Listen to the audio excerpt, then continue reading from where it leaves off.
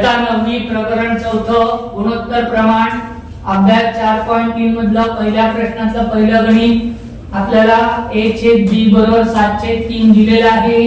पहिल्या गणितात दिले 5a अधिक 3b छेद 5a वजा 3b. प्रथम आपण मूळ गुणोत्तर लिहून घेणार. a छेद b बरोबर 7/3.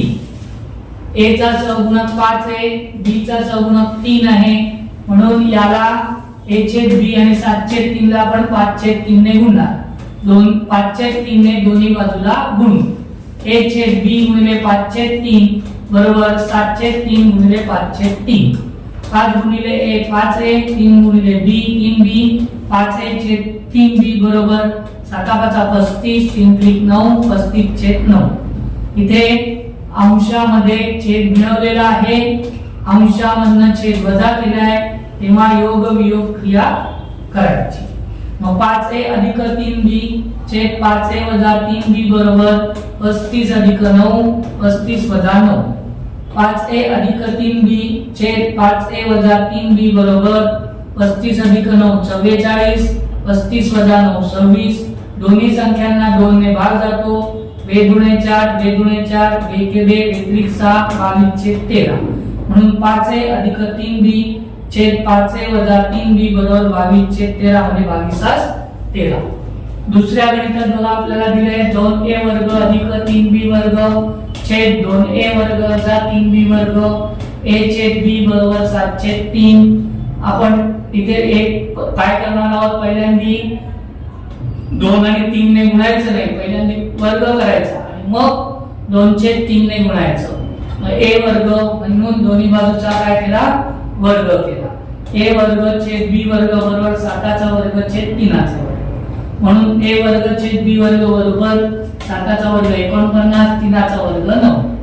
आता a वर्गचा सहगुणक आहे 2, b वर्गचा सहगुणक आहे 3, म्हणून 2/3 ने आपण दोन्ही बाजूला गुणलो. a वर्ग छेद b वर्ग गुणिले 2/3 बरोबर 49/9 गुणिले 2/3. 2 गुणिले a वर्ग 2a वर्ग, 3 गुणिले b 3b वर्ग बरोबर 2 9 18 8 चला 1 2 8 1 9 98 9 3 27 98/27. अंशामध्ये छेद मिळवलेला आहे, अंशामध्ये छेद वजा केलेला आहे, म्हणून या ठिकाणी आपण योग वियोग क्रिया करणार.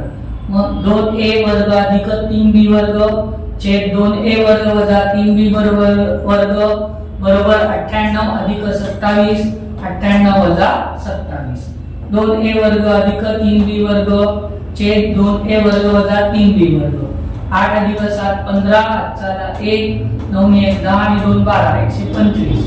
8 7 गेले उरला 1, 9 2 गेले उरले 7 71. 125 छेद 71. या दोघांनाही भाग जात नाही म्हणून आपण उत्तर तसंच ठेवणार आहोत, म्हणजे 125/71. तिसऱ्या गणिताला आपल्याला दिलंय a घन वजा b घन छेद b घन. मूळ आहे a छेद b बरोबर 7/3. इथे दोन्ही बाजूचा आपण घन केला. a घन छेद b घन बरोबर 7/3 चा घन छेद 3चा घन. a घन छेद b घन बरोबर 7चा घन 343, 3चा घन 27, 343/27. या ठिकाणी अंशातनं छेद वजा केलेला आहे, त्याला वियोग क्रिया असं म्हणतात, म्हणून आपण वियोग क्रिया करू.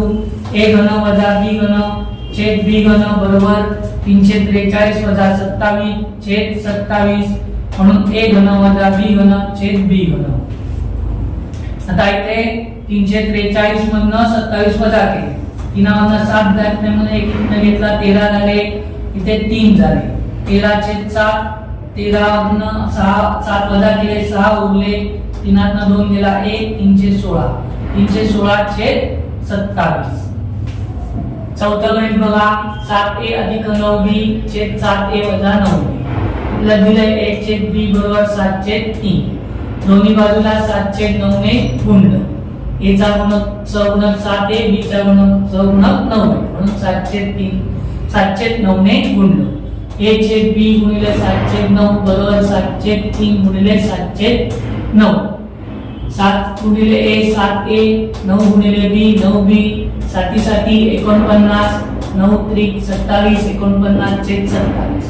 इथे परत छेदामध्ये अंशामध्ये छेद मिळवलेला आहे आणि अंशातनं छेद वजा केलाय, म्हणजे योग वियोग क्रिया 7a अधिक 9b छेद 7a वजा 9b बरोबर 49 अधिक 27 49 वजा 27. 9 अधिक 7 16 चला 1 4 अधिक 2 6 आणि 1 7 76. 9 7 गेले उरले 2 4 2 गेले उरले 2 76 छेद 22. या दोन्ही संख्यांना 2 ने भाग जातो. 2 त्रिक 6 आणि 1 7 2 8 16 2 के 2 38 छेद 11. 7a अधिक 9b छेद 7a वजा 9b बरोबर 38 छेद 11.